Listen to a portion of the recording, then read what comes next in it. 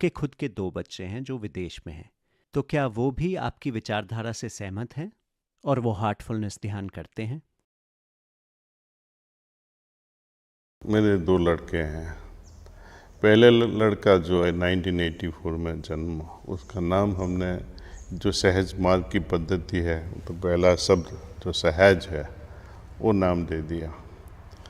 और जब दूसरा आने वाला का कुछ प्लान नहीं था दूसरे बेटे के बारे में, लेकिन हमारे गुरु ने बताया कि आपका दूसरा लड़का होएगा और उनको नाम दे देना मार्ग।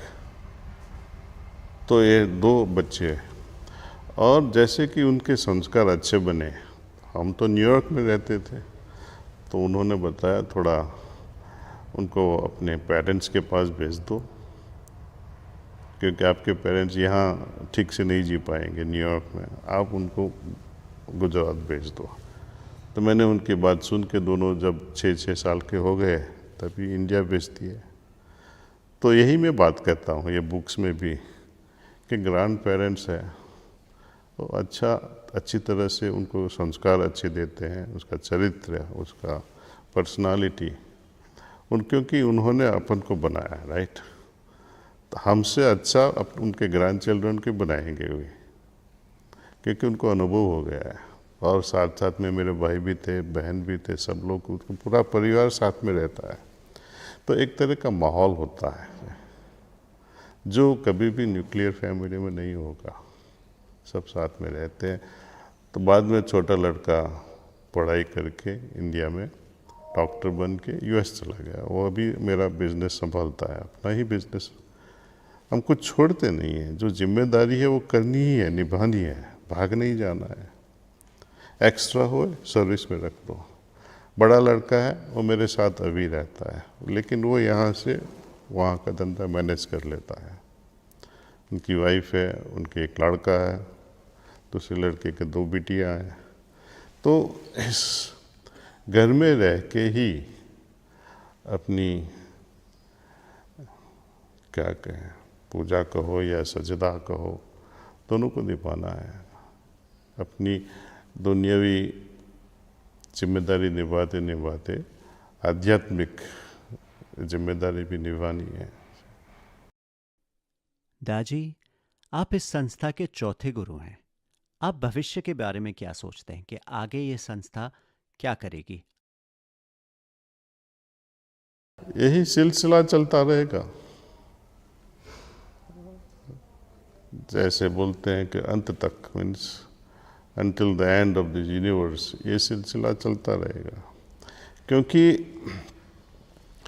आध्यात्मिकता में तरक्की करनी है, प्रगति करनी है, तो लिविंग गुरु की बहुत ज़रूरत है। यदि इस सिस्टम को एस्टैब्लिश करके पहला गुरु के उनके बाद कुछ नहीं होता, तो ये आध्यात्मिकता की नॉलेज उनके साथ चली जाती, जो फैलाव होना है वो बंद हो जाता। लोगों को कौन सिखाएगा? किताबें हैं लेकिन वो मुर्दा है, जिंदा नहीं है। वो उस टाइम की नॉलेज में फॉसिलाइज हो जाता है। जैसे जैसे टाइम आता है वैसे वैसे नॉलेज या एप्लीकेशन ऑफ नॉलेज वो बदलता जाता है।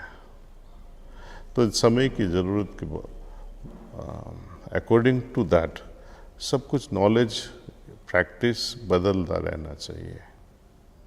जो फैक्ट्स है, ट्रूथ है, वो तो रहेगा ही, लेकिन जो सिलसिला है, कैसे करना है, वो बदलेगा। जैसे एक ज़माना था जब लोग बोलते थे डेजर्ट में चले जाओ या वन में चले जाओ, जंगल में चले जाओ। वहाँ अब जंगल में कहाँ मिलेगा आपको जंगल, राइट। और खाना पीने का तो भी कल्चर होना है, कौन देगा खाना पीना। उस ज़माना तक, एक ज़माने में राजा महाराजा ऐसे लोगों की आश्रम में खुद न खुद दे जाते थे, उनसे उनकी रोजगारी चलती रहती थी। अब कौन देगा आपको? खुद बेगर बन जाओगे। जब बेगर बन जाओगे खाने पीने के लिए, तो ईश्वर की प्रार्थना कर क्या होगा? कर नहीं पाओगे आप, एक घर से दूसरे घर भागते रहोगे। ये सिखाई के लिए करंट रहने के लिए आज के समय के साथ living master, living guide is the most essential. सभी धर्म की जब बात करते हैं, जब जैनिज्म की बात करते हैं, वो बोलते हैं 23 या 24 गुरु के बाद ये कोई आएगा नहीं। क्रिश्चियनिटी में कहते हैं जीसस आ गए, उनके बाद भविष्य में आएगा, और लोग उसके इंतज़ार में ही है कब आएगा फिर से जीसस। सिमिलरली प्रॉफिट साहब एक बार आ गए, लेकिन अभी जो दुनिया चल रही है उनको फिर से सिखाने के लिए कैसे आएंगे और पहचानोगे कैसे? तो ये लिविंग ट्रेडिशन है। हमारे बाद भी कोई ना कोई आएगा ही। हमारे बाद जो भी हुआ है अभी तक पहले उसको भूल जाओ। पर्सनालिटी वाइज जो नया गुरु आएगा, वो जो सिखाएगा वो सीखो। वो समय के साथ की बात करेंगे। दाजी, बहुत से लोग धन देते हैं अलग अलग जगह पे जहां भी उनकी आस्था होती है, तो इसमें कोई खराबी है क्या? आप क्या बताना चाहेंगे लोगों को? एक तो नहीं हो सकेंगे, कभी भी नहीं हो सकेंगे। राम के समय में भी सब लोग एक नहीं थे, कभी भी नहीं हो पाएगा। ये ड्रीम है, ये सपना है। लेकिन एक दूसरे के साथ का जो सद्भावना है, एक दूसरे के साथ की जो मन की एक जात की स्नेह भाव जो होना चाहिए, वो बढ़ाना है।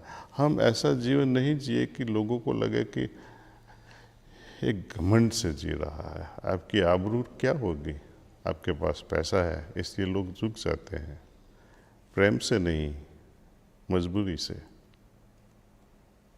आपको सैल्यूट करते हैं लोग, प्रेम से नहीं, मजबूरी से, आपकी जो पोजीशन है।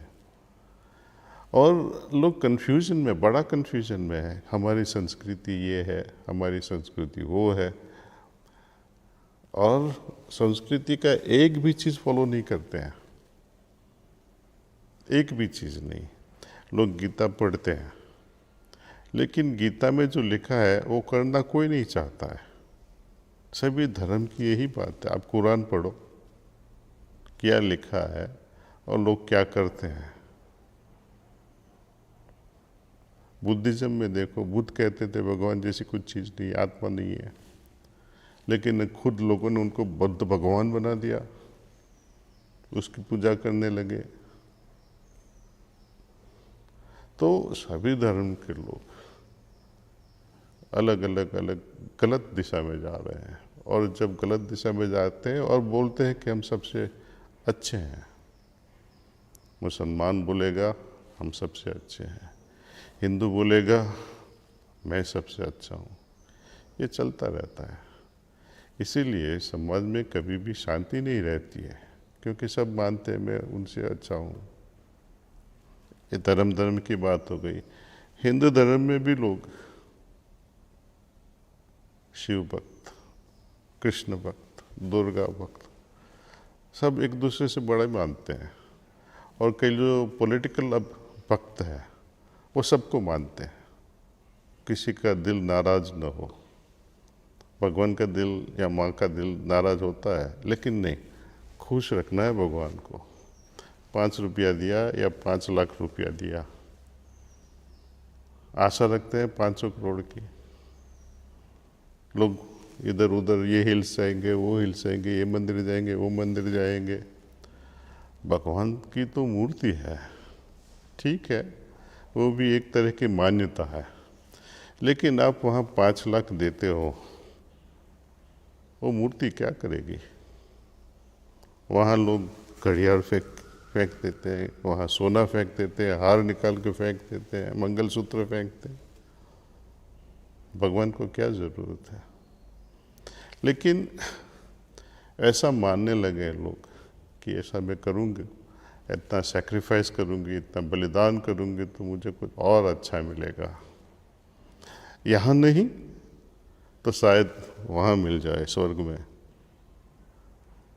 और ये सब मैं नहीं करूँगा शायद तो मुझे दोजक या हेल या नरक में भेज देवे।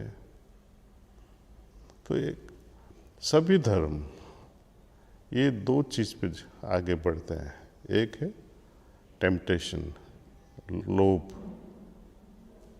ये करूँगा तो वहाँ जाऊँगा, और डर लगता है कि नहीं करूँगा तो बर्बादी हो जाएगी। यही सही ढंग से कौन करता है? दाजी, आज हमारे देश में लोग धर्म के नाम पे बंट रहे हैं। आपका समाज के लिए क्या संदेश है?